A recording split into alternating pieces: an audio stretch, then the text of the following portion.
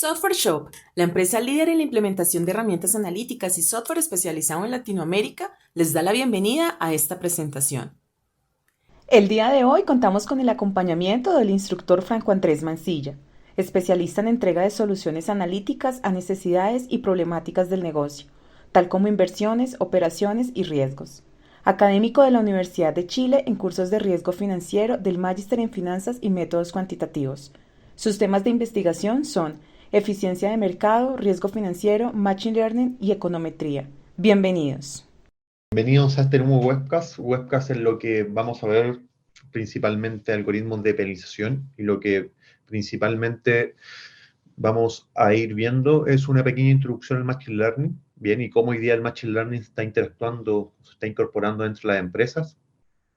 Vamos a ver una metodología de Streetwise, algoritmos de regulación, que son todos los que son Rich, Lasso, Elasticnet, etc. Y por último vamos a terminar viendo lo que es Grid Search y Q4 Cross Validation, que en parte sirven para poder validar si tu modelo en parte está siendo bien entrenado y cumpliendo principalmente todos los supuestos que uno establezca, que uno de los principales, por ejemplo, es que encuentre patrones más que detalles. Y vamos a finalizar esto con un ejercicio práctico en Stata 17. Bien, entonces, principalmente, ¿qué es el Machine Learning? El Machine Learning es, en simples palabras, es el método de aprendizaje, es decir, el método que le entrega, como entre comillas, la inteligencia a todos los sistemas a todos los sistemas de inteligencia artificial. Es decir, todo lo que vemos como un robot, como una aspiradora, robot, como un computador, como etcétera, son todo, el Machine Learning lo que hace es principalmente darle inteligencia a través de datos a estos sistemas de inteligencia artificial.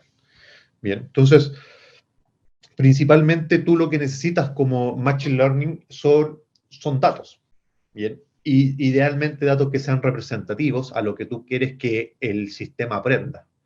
Y hoy en día, principalmente, el Machine Learning no solamente está enfocado a entregar la inteligencia a estos sistemas de inteligencia artificial, sino también se están utilizando mucho en las empresas para mejorar el poder predictivo que tienen los métodos clásicos. Entonces, usualmente las empresas, antes, pongámosle 10 años atrás, 5 años atrás, 7 años atrás, han hecho modelos que en la cual han sido modelos más clásicos, por ejemplo, modelos econométricos o modelos de gestión que buscan más poder predictivos. Entonces, eso le han dado cierto accuracy, cierto acierto, desempeño a estos modelos, por ejemplo, un 60% de acierto o de desempeño, y lo que buscan estos modelos Machine Learning es tener un mejor desempeño a estos modelos clásicos. Y se ha encontrado principalmente que ha mejorado considerablemente el poder predictivo de cuando tú aplicas un algoritmo Machine Learning a cuando tú directamente lo haces con un método clásico. ¿Eso qué quiere decir principalmente? Que eso no significa que siempre utilicemos Machine Learning. Bien, el Machine Learning es costoso computacionalmente y costoso también desde el punto de vista de conocimiento.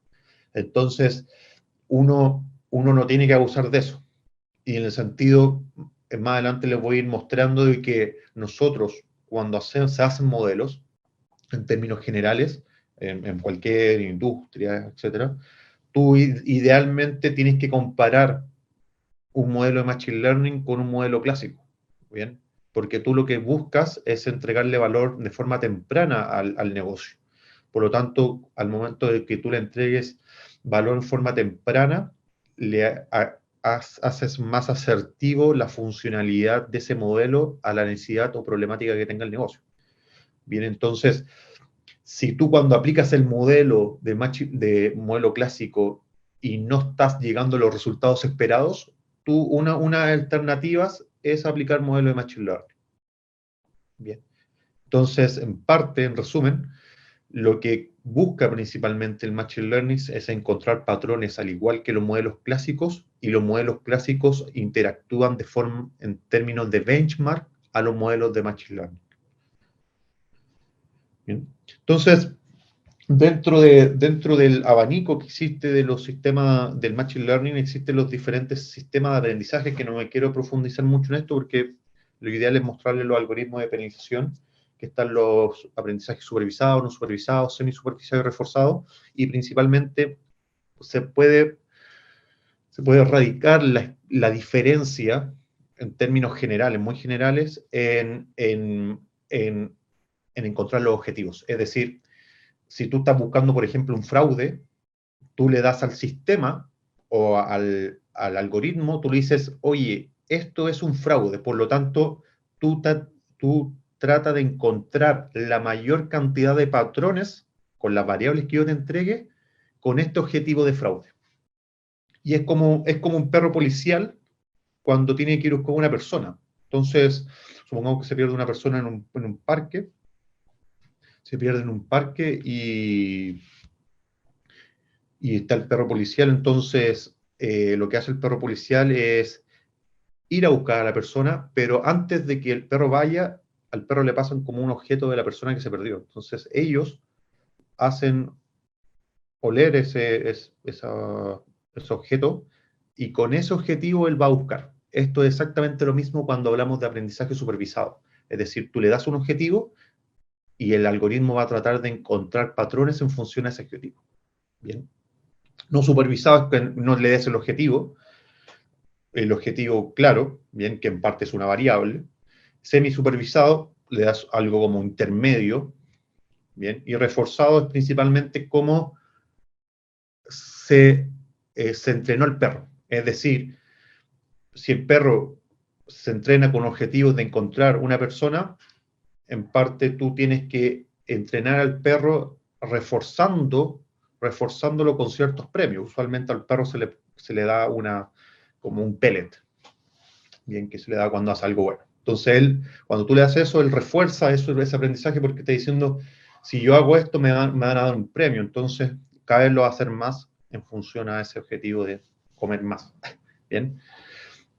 Y también hay que comprender lo que es lo que se conoce como el sobreajuste y el sobre y subestimación, que son conceptos distintos. Bien, me ha tocado ver en términos, generales en distintas partes de la industria que se tiende a estos conceptos de sobre y subajuste, a sobre y subestimación, a que sean parecidos. Y no, y principalmente son conceptos que en parte son distintos. Sobreajuste o subestimación es principalmente que, en términos generales, que el algoritmo está más aprendiendo patrones, o sea, detalles más que patrones, cuando nosotros hablamos de sobreajuste. Bien, es decir, le estás dando mucha capacidad en los hiperparámetros para que el algoritmo aprenda. Y si tú le das mucha capacidad para que el algoritmo aprenda, lo que va a hacer es que va a aprender detalles. Y cuando esos detalles los lleves a la práctica, es decir, a tu muestra de validación o la puesta en producción del modelo, esos detalles no los va a encontrar porque son específicamente de esa muestra. Por lo tanto, el objetivo de esto es que el modelo encuentre patrones más que detalles. Y ahí entra el concepto de sobre o subajuste. Subajuste se usa al revés, es decir, le das muy poca capacidad a que aprenda. Y sobre subestimación se ve relacionado a que tú puedes tener un modelo que aprenda patrones, pero estás sobreestimando o subestimando el valor esperado que tú esperas estimar. Por ejemplo, yo tengo un modelo de inferencia de rentas de empresa, o sea, de ventas de empresa, o mejor, se puede entender mejor con rentas, con salarios. Entonces, este modelo lo que hace es estimar salario, por ejemplo, para el área de recursos humanos, y pues este modelo aprende patrones, pero ¿qué es lo que sucede? De que tú cuando entrenaste el modelo le diste una concentración de muestras que en parte no es representativa a toda la población que tú ibas a aplicar el modelo. Entonces, por ejemplo, tú ibas a aplicar el modelo a toda la empresa, pero tú entrenaste el modelo con solamente los gerentes, un ejemplo. Entonces, obviamente, cuando el modelo se pone en producción y estima estima un valor a una persona que no es gerente, claramente va a sobreestimar el salario de esa persona que no es gerente. ¿Por qué? Porque el modelo aprendió de personas que eran gerentes. ¿Ven? Lo mismo puede suceder al revés. Bien. Entonces, para en parte entrar un poco en juego del punto de vista de la sobre o subestimación, nosotros tenemos que separar las muestras. ¿Y por qué es importante separar las muestras?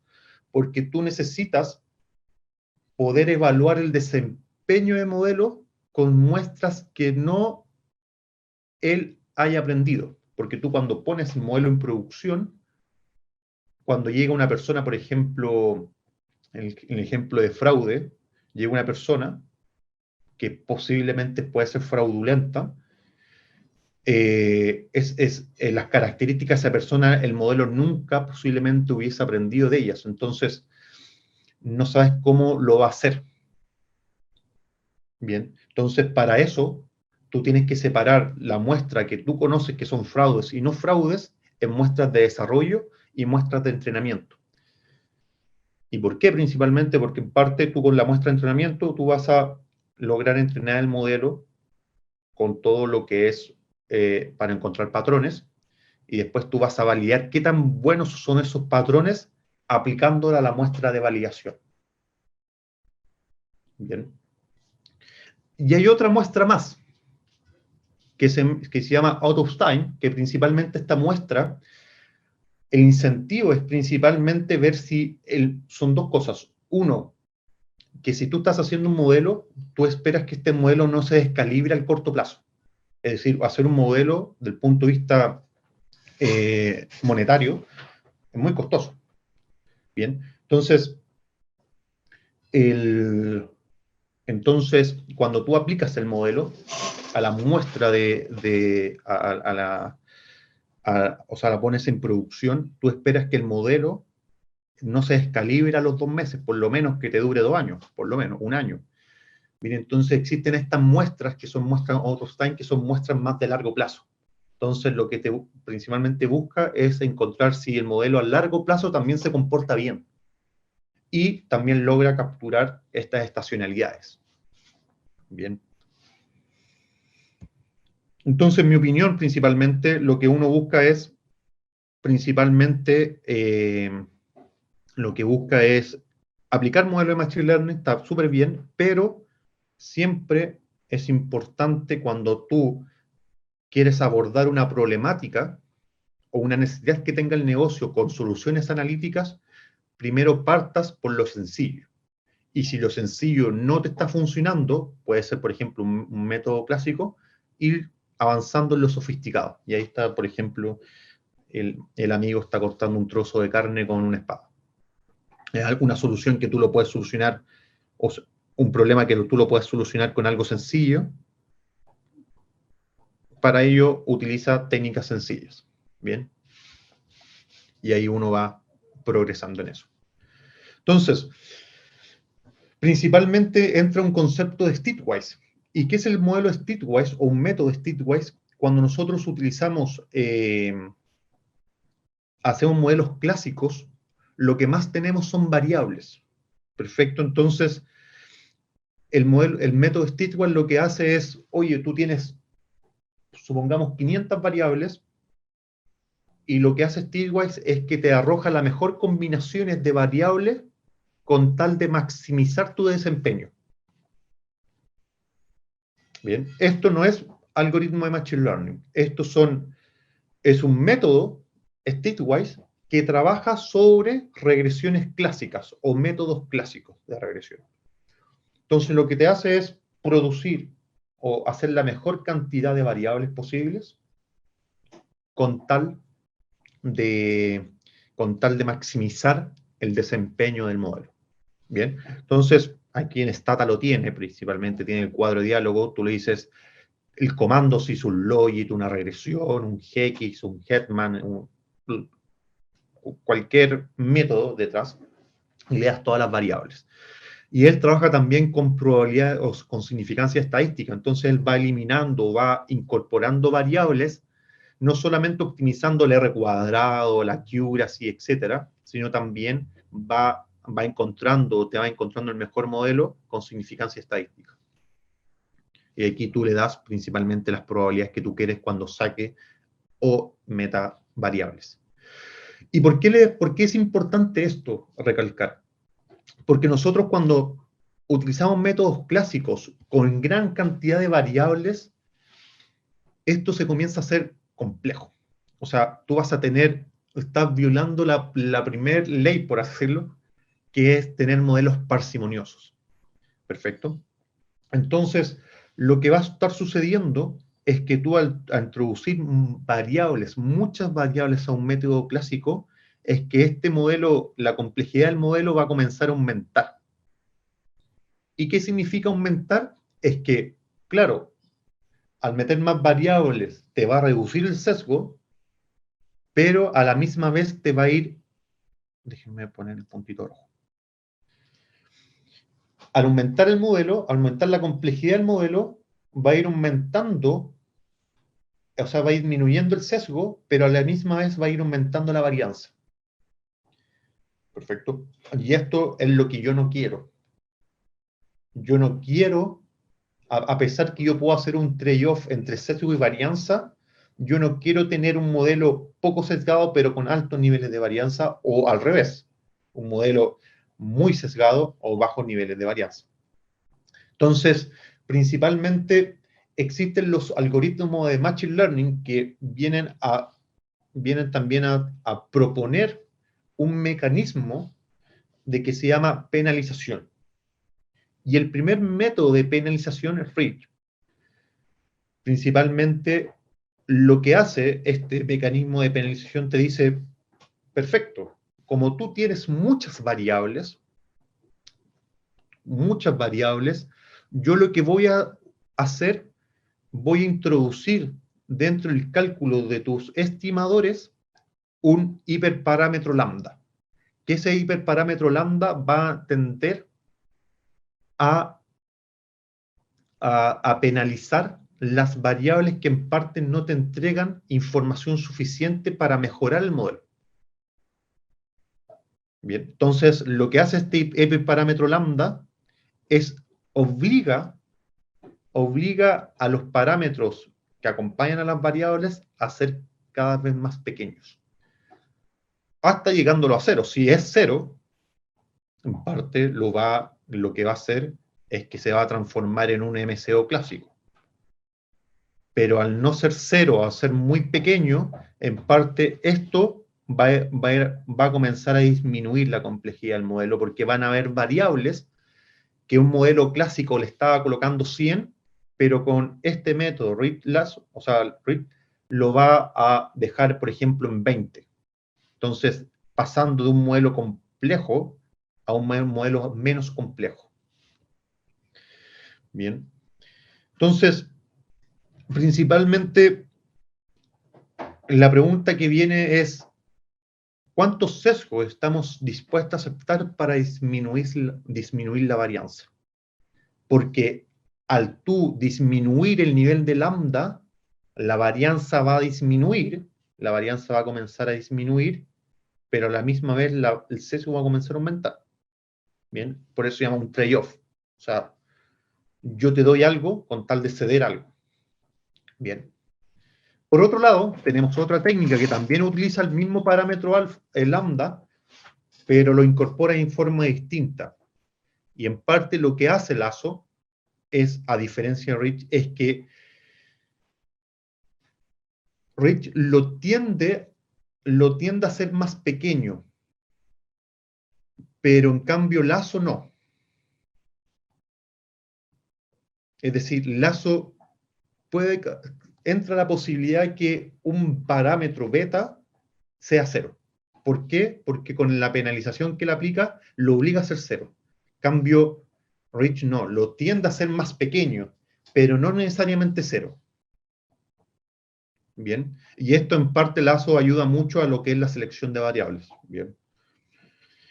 Y por último, tenemos, bueno, ¿y por qué no combinamos ambas? Un poquito de Rich, un poquito de Lazo. Y es lo que se llama la red elástica, que en parte la red elástica lo que vemos acá es que tenemos un poquito de Lazo, que que es con otro parámetro alfa, va a ir regulando cuánto incorporamos de lazo y cuánto incorporamos range. Bien. Ahora, ¿qué es lo importante de esto? Y uno de los principales puntos es, bueno, ¿qué valores les tenemos que entregar lambda? Porque el lambda y alfa, en este caso, que ya tenemos dos hiperparámetros, se los tenemos que dar nosotros. Entonces,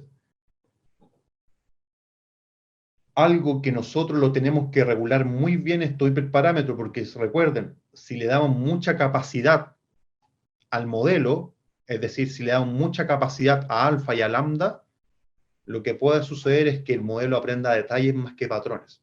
Entonces, de alguna forma, tenemos que entregar valores precisos a lambda y alfa. Y es lo que se conoce como grid search. El grid search lo que hace es, como yo no sé qué valor asignar, como yo no sé qué valores asignar a lambda y alfa, hagamos un loop. Y mencionamos, perfecto, tienes tu muestra de entrenamiento, lo que voy a hacer es que le voy a dar a, no sé, 1000 distintos o 500 valores distintos a lambda y 500 valores distintos a alfa. Entonces lo que va a hacer el grid search es lo que va a hacer es que va a comenzar a ejecutar los modelos, ejecutar las distintas combinaciones con alfa y lambda distintos.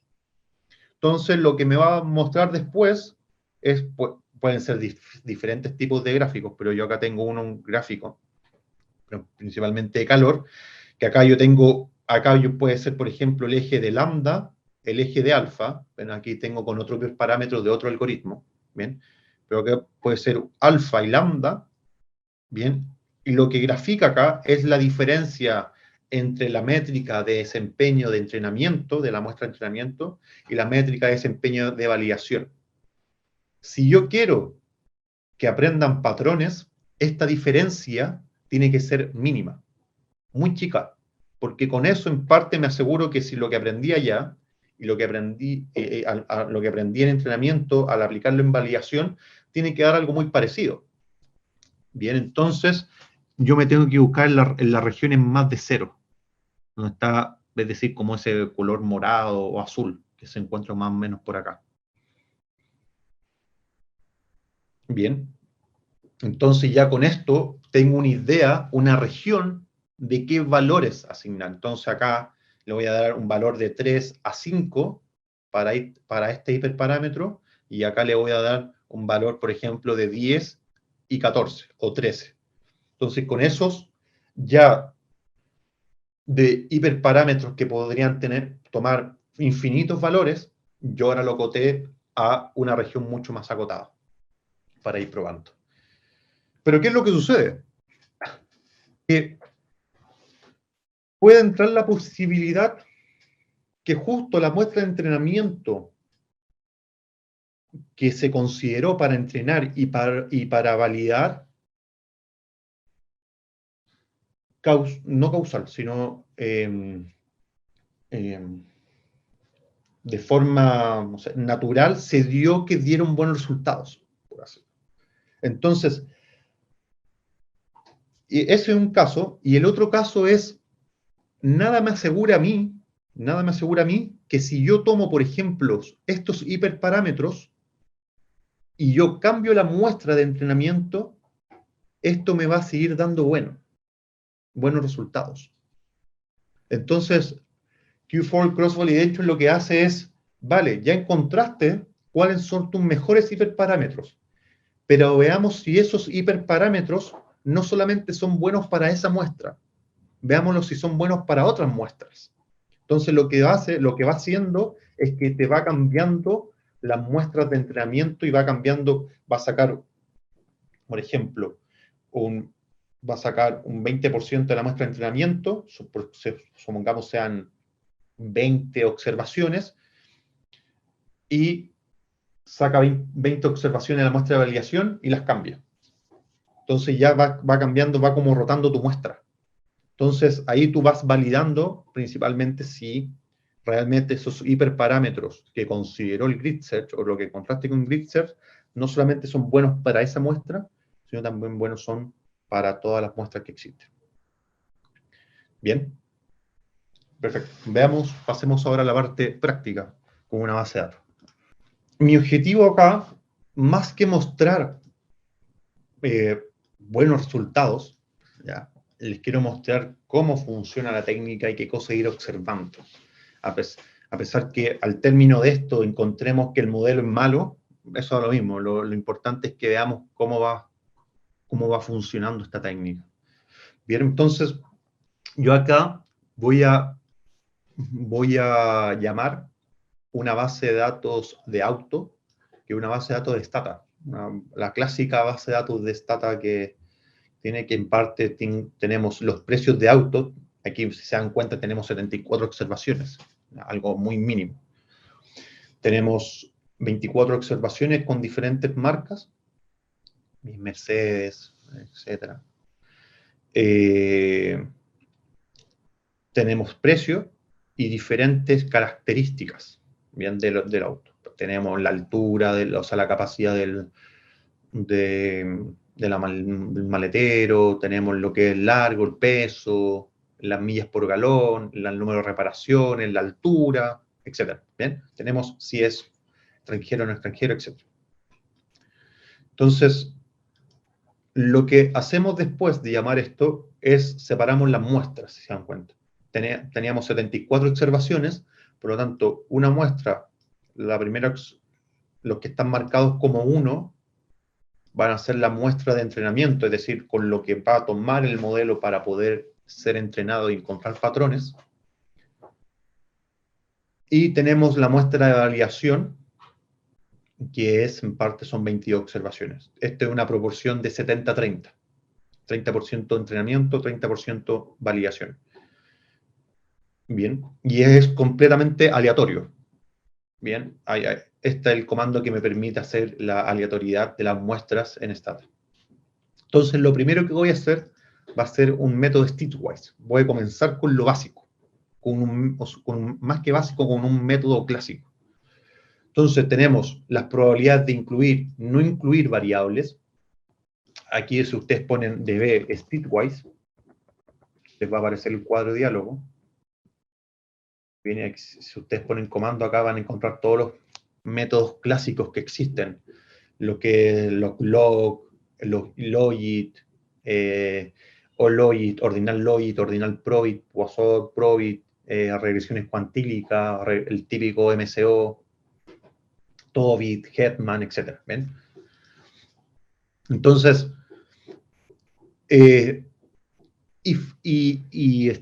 stitchwise funciona de dos formas. Uno, incluyendo variables, es decir, el modelo parte solamente con la constante y va comenzando a iterar, incluyendo variable por variable. Bien. O lo otro es que parta con todas las variables, es decir, en este caso con las 18 variables, disculpen, con las 12 variables, y vaya eliminando. ¿Bien? Entonces, principalmente siempre es mejor optar por que las vaya ambas, porque en ocasiones, cuando va colocando variables, se va actualizando la regresión y ahora conviene sacarla, y ahora conviene ponerla. Entonces va a ir jugando con esa iteración. Y lo hacemos para toda la muestra, o sea, para toda la muestra de entrenamiento, que es la muestra 1, ¿se dan cuenta? Con las 52 observaciones. Bien, entonces, al observar esto, encontramos de que de las 11 variables, o disculpe, 12 variables, encontró que hay 3 variables que en partes hacen la mejor combinación con un R cuadrado de 52% y una raíz media cuadrática de 1891 unidades monetarias. Bien, o tal vez que sean dólares, no recuerdo. Y estas son las 3 variables, que son estadísticamente significativas, que en este caso son significativas al 5%, porque nosotros le colocamos acá 5%. Tal vez si acá lo hubiésemos colocado 1%, esta variable se hubiese ido, el largo del auto. Bien, entonces, después de eso, vamos a evaluar si es que estas variables solamente fueron significativas porque nosotros consideramos esta muestra de entrenamiento. Bien, entonces lo que vamos a hacer aquí es un before cross validation para en parte ir cambiando o ir rotando las observaciones que quedaron en la muestra de entrenamiento. Entonces acá lo que vamos a hacer van a ser 30 iteraciones distintas. Bien, de muestra de entrenamiento. Ejecutamos. Y acá observamos, bueno, si se dan cuenta acá, hizo 30 regresiones porque cada vez que cambió la observación, tenía que ir cambiando, pero obviamente tienen que ser sobre las mismas variables. Bien. Y acá al observar que al hacer las métricas de raíz media cuadrática y RMC, encontramos de que el promedio del R cuadrado es de 55% y la desviación estándar son de 5,6%. Es decir, el R cuadrado en las 30 iteraciones varió un 5,6%, que es relativamente poco. Bien, es decir, el R cuadrado estuvo en 50 y en 60. Bien, si esta desviación estándar hubiese estado, por ejemplo, en 20%, ahí hubiese sido un problema. Es decir, estas variables son más que entre comillas, causales, son casuales. Y son casuales a esa muestra de entrenamiento que definió acá al principio. Entonces, ahí hay que mover nuevamente la bolsa de la muestra de entrenamiento. Bien, y en la muestra de validación, la promedio era 2011 dólares y 127 de desviación estándar. Bien, que en parte, esto ya es más difícil de ver porque tienes que tener un nivel de tolerancia a lo que tú como negocios esperas tolerar. Bien, acá es más fácil medirlo en porcentaje, 5%, 2%, 20%. Bien, entonces, ya que ya tenemos nuestro modelo, perfecto, lo que vamos a ir comenzar a ver es lo que es los algoritmos de penalización. Entonces, vamos a comenzar con una red elástica, donde va a ser lineal, va a estar el precio, y acá voy a incorporar ciertas combinaciones. Bien, aquí por ejemplo, MPG, Rep78, el peso, o el largo, el desplazamiento, todo para la muestra de entrenamiento, y un alfa de 0,75, 0,5 y 0,25. Lo que está haciendo esto es que, primero, va a tirar una red elástica con 75% de lazo y 25% de reach, 50% para cada uno, y después va a tirar otra regresión con 25% de lazo y 75% de reach. Bien, entonces si ejecutamos esto, vamos a observar, ahí va a comenzar iterando, porque está iterando con estas tres posibles alfas.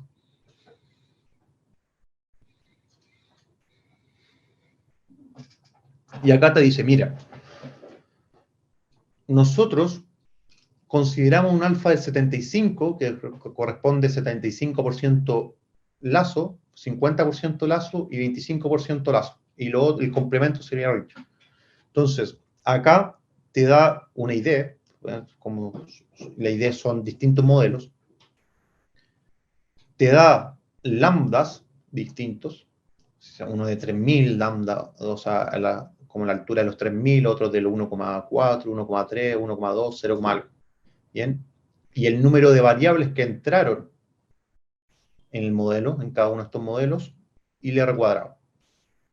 Entonces, al observar con un lambda que tiene, por ejemplo, 1,4 a 1,2, en parte considera alrededor de 11 a 10 variables, y esto da más o menos 53%, 53,42, 44%.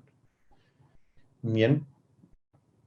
Cuando se considera un alfa del 50, con un lambda de 3006 y de 0,49, esto llega a ser 0,53 lo mejor. Bien, si solamente consideras una variable, que puede ser la constante en este caso, es de 33,8 el R cuadrado. Y en 0,25 de lazo y 75% de reach, encontramos de que da 5307 con un lambda de 0.30. ¿Bien? Entonces, oye, parte, en las tres posiciones nos puede dar bien. O sea, si tomamos un 75, un 50 y un 25, o sea, parte da bien. Entonces, lo que uno va a comenzar a hacer ahora es, ya, ¿qué hacemos si es solamente lazo? ¿Qué hacemos si solamente lazo? Si es solamente lazo, utilizamos la misma comando, red elástica, bien, las mismas variables, y acá en vez de ponerle un alfa variado, le ponemos un alfa de 1. Bien, que eso hace señalar que vas a utilizar lazo.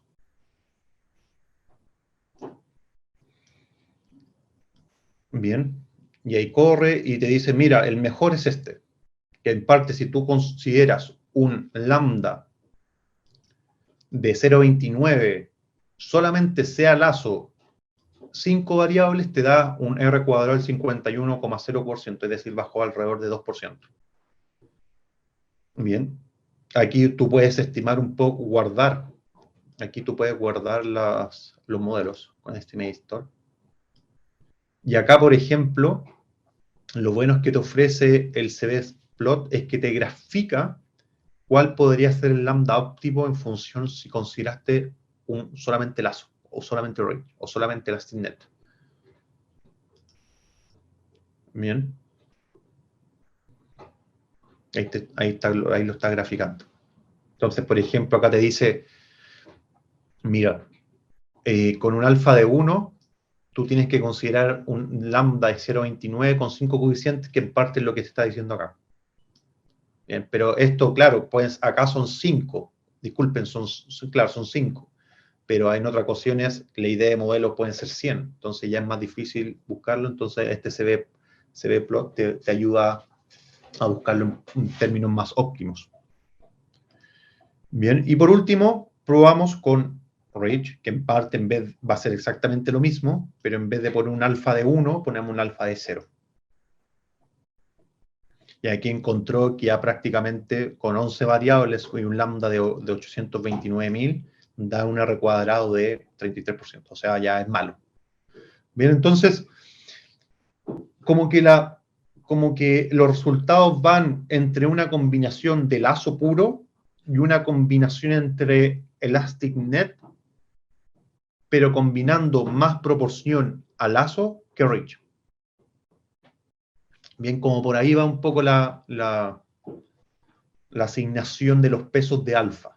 Entonces, acá lo que vamos a ir buscando va a ser un grid search, en la que va a ir el grid search probando valores de 50 a 400. Bien. Entonces va a ir probando diferentes valores de lambda, pero utilizando solamente lazo, si se dan cuenta.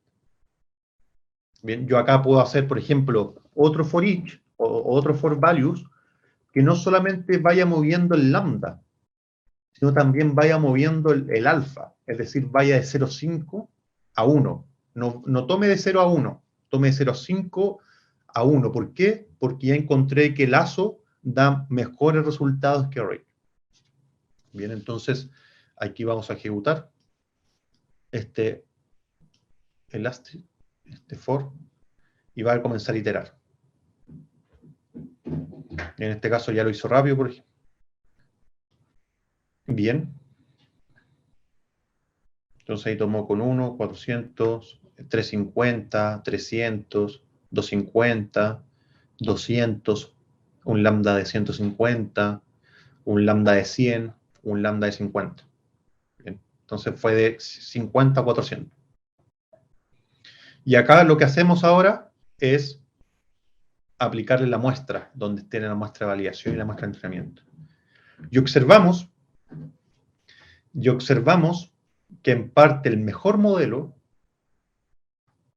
es con un alfa, o sea, con un lambda de 150, bien, y al arrojar este lambda de 150, encontramos de que en parte la muestra de entrenamiento va a dar de un R cuadrado fuera de la muestra de un 50,83%. Bien, al poder hacer ese grid search, en parte te va a permitir ayudar dónde centrar el valor de alfa. Si es un valor de alfa, o sea, un valor de lambda, si es un valor de alfa muy pequeño, vas a estar reduciendo la muestra, o sea, disculpen el sesgo, la varianza, pero aumentando el sesgo, pero a la misma vez, si tomas un valor de lambda muy grande, lo que vas a hacer es que vas a introducir más varianza para ganar menos sesgo. Bien, entonces estos son los, como el puente o el enlace entre los modelos clásicos y los modelos que son, ya los primeros modelos que son de Machine Learning.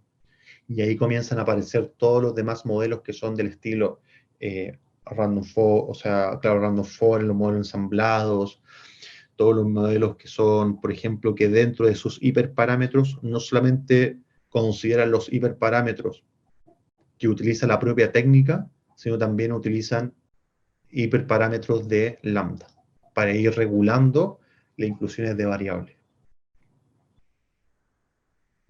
Bien. Dejaré estos 15 minutos para consultas. No sé si, Lisa, tú me podrías ayudar con las preguntas, que no sé si hay. Sí, creo que sí. Claro que sí, Franco. Aquí nos han enviado algunas preguntas. Acá, cuando estabas hablando de las variables al inicio en tu presentación, nos decían que cuál es el criterio que utiliza esa técnica para eliminar las variables, la significancia estadística y cuál era la diferencia entre las tres que presentabas. Bueno, el state-wise lo que hace es comenzar a eliminar y a dejar variables, no solamente considerando lo que es la significancia estadística que tú lo tienes que definir ahí, sino también por detrás va a ir optimizando lo que es R cuadrado, CPS Maslow, criterios de información, etc. También puede ser subjetivo, tú mismo lo puedes hacer, pero si tú en parte quieres incorporar criterios de información, tú mismo lo puedes programar para que vaya iterando y sacando o colocando variables en función de esos criterios de información, minimizando ese criterio de información. Ok, por acá también nos preguntaban, ¿qué modelo usa ChatGPT? Lo que pasa es que ChatGPT no... ¿A qué modelo utiliza? No, eso ya derechamente una red neuronal profunda, o sea, ya eso... dentro del Machine Learning están los modelos clásicos y dentro de del Machine Learning clásico está lo que es el Deep Learning. Y dentro del Deep Learning están todas las redes neuronales que son profundas.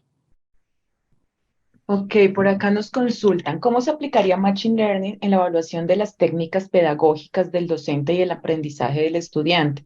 ¿Puede, por favor, explicar un modelo o dar un ejemplo? Docente, pedagógica. O sea, más que, más que predecir alguna evaluación docente o algo en particular, es ver qué variables son las que influyen principalmente en la pedagogía. Bien, entonces ver más que encontrar variables para mejorar un poder proyectivo es cuáles son las variables que te pueden ayudar a que afecten una buena o mala evaluación docente, por ejemplo. Vale, por acá nos decían que si podrías clarificar el concepto de hiperparámetro como el lambda. Perfecto. El lambda principalmente, o dentro de los modelos de Machine Learning, entra un concepto que se llama hiperparámetros. Que los hiperparámetros es lo que tú vas configurando, es como las perillas de una radio. Es lo que tú vas configurando para que el modelo vaya aprendiendo. Entonces, cada algoritmo de Machine Learning va a tener sus hiperparámetros, desde los algoritmos de penalización hasta las redes neuronales profundas que les comenté. Bien, todas tienen su hiperparámetro que tú vas regulando. Y entonces, el lambda entra dentro de un hiperparámetro que tú vas regulando en los algoritmos de penalización y también se encuentran presentes en otros algoritmos de Machine Learning. Ok, por acá nos piden un libro que recomiendes para acudir a revisar la teoría y la aplicación de este tema. Uf, hay varios. Eh, Hay uno de... Déjame buscarlo por mientras y por mientras puedo seguir respondiendo a las otras preguntas. Perfecto. Para la regresión clásica, ¿por qué no probar con toda la base de datos? Recuerda que tú necesitas, recuerda que tú necesitas de una muestra de entrenamiento para encontrar patrones y una muestra de validación para validar si esos patrones se están cumpliendo o son realmente detalles. ¿Y por qué hacerlo así? Porque si tú haces tu algoritmo aplicando toda la muestra y ese modelo lo pones en producción, tú no sabes cómo ese modelo se comporta, cómo ese modelo se comporta sin esa muestra, sin una muestra que controle lo que aprendió dentro de su muestra de entrenamiento. Ok, por acá tengo otra pregunta. Para los estudios longitudinales o de seguimiento, datos panel o de medidas repetidas, ¿es posible aplicar esta técnica de Machine Learning? Sí, sí, es posible, pero te lo va a considerar como un corte transversal, o sea, o sea, entre comillas, como un corte transversal. O sea, tú no puedes declarar primero que un panel, bien, para que el algoritmo te reconozca que estás trabajando con un panel. O sea, en parte te lo va a considerar como un corte transversal completamente. A no ser que tú vayas introduciendo variables para ir controlando en parte eso de que es un panel, directamente, con variables DAMI o categóricas. Ok, nos piden que si puedes explicar de nuevo el uso del Green Shear teóricamente y su aplicación con Stata. Vale. Esta técnica principalmente te sirve como una herramienta de apoyo para seleccionar los hiperparámetros. Si te diste cuenta, el parámetro lambda era un parámetro que podía tomar un valor muy pequeño, de 0,9, a un valor muy grande que era 829.000. Entonces, dentro de todo ese recorrido, ¿tú qué valor le asignas? No le puedes asignar un valor arbitrario. O sea, lo puedes hacer, pero pueden haber otras posibilidades que te puedan dar mucho mejor desempeño. Entonces, lo que hace el Grid Search es eso, voy a correr muchas opciones, pero, y esa opción en parte me va a dar cuál de esas combinaciones de hiperparámetros da mejor resultados o mejor desempeño. Para eso principalmente me puede servir el Grid Search. Ok. ¿Existen herramientas para optimizar la causalidad y no solo la correlación? La causalidad, recuerden que en parte la causalidad se la dan ustedes cuando hacen estudios. Los, lo que buscan principalmente los algoritmos de Machine Learning no es encontrar causalidades o relaciones. Tú lo que vas a encontrar acá es poder predictivo. Bien, no son causalidades o relaciones, que sí te los pueden dar los algoritmos, o sea, los métodos de econometría. Los métodos econométricos, en parte los métodos econométricos no te los da. Lo que tú haces es validar ciertos supuestos para después concluir que esto puede tener una cierta causa, bien, pero validando ciertos supuestos, bien, que en parte los algoritmos de Machine Learning de partida no tienen significancia estadística, bien, porque apuntan más a poder predictivo. Ok, ¿cómo se haría este ejercicio con una variable dependiente discreta? Exactamente lo mismo, pero en vez que sea lineal, es una variable no lineal, bien, y es solamente como cambiar la configuración.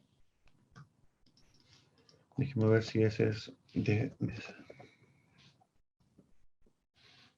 Entonces, dentro del modelo de AssigNet hay uno que se llama, hay tres, lineal, logit, probit, Poisson. Entonces ahí tú puedes poner logit o probit, directamente. Perfecto. ¿Qué tipo de modelos debo aplicar para análisis de contenidos de documentos que no son estándares? Esto con el objetivo de encontrar información específica que permita validar si cumple determinado criterio No, específico. Ujú. Ya. Esos tipos de modelos son modelos con información no estructurada. Lo que estamos utilizando ahora es con datos estructurados. Bien. Cuando ya te pasan los documentos, música, imágenes, etcétera, son estructuras de información no estructuradas. Por lo tanto, esos algoritmos que abarcan esa información no estructurada son algoritmos que pertenecen al paquete de Deep Learning, que en parte ahí hay muchos. Está la Layout XLM, los famosos NERD, que es para el inglés, Roberta, que es para español, etcétera. Bien, hay muchos algoritmos también que hoy en día que te sirven poder extraer información de los PDF y poder validarla o cargar información a los sistemas. Ok, por acá, ¿cómo se evaluarían las regresiones utilizando el criterio de RMSE? ¿Sí?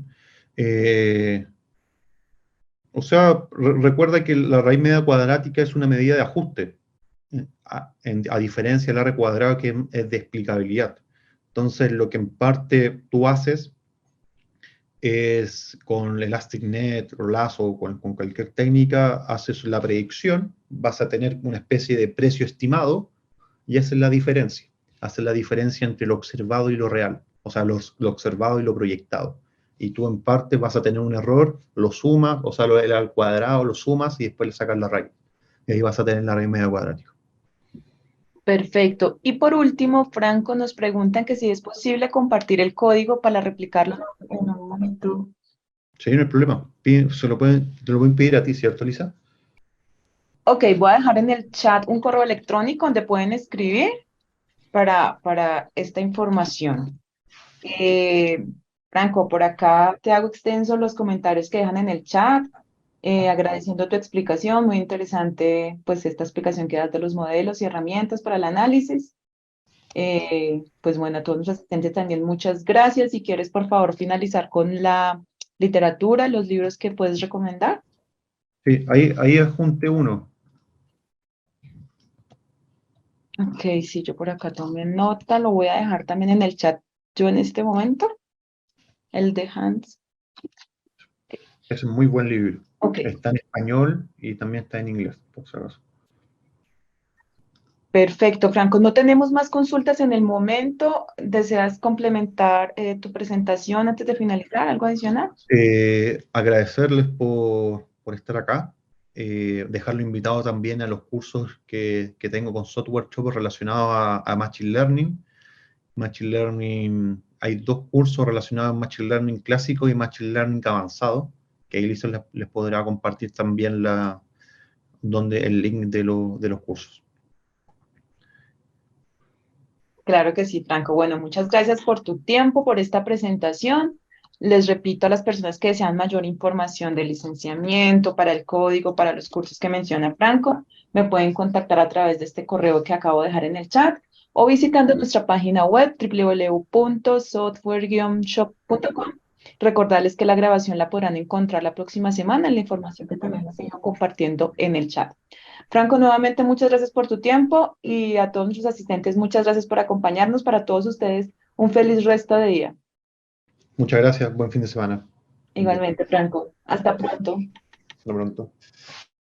Para mayor información respecto al software o en temas relacionados, no duden en contactarnos a través del correo electrónico entrenamientos@software-shop.com o visitar nuestra página web www.software-shop.com.